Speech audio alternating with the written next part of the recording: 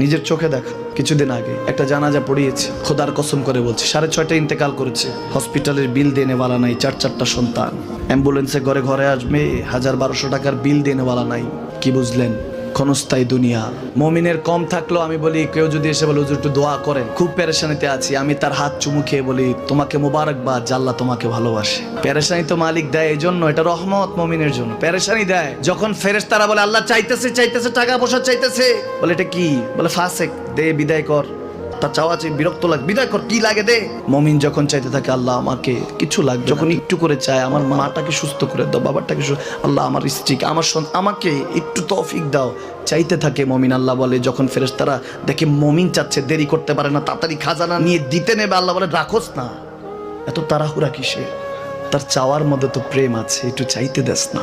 থাকুক না মুমিন আর একটু পেরেশান, থাকুক না, থাকতে দেস না, একটু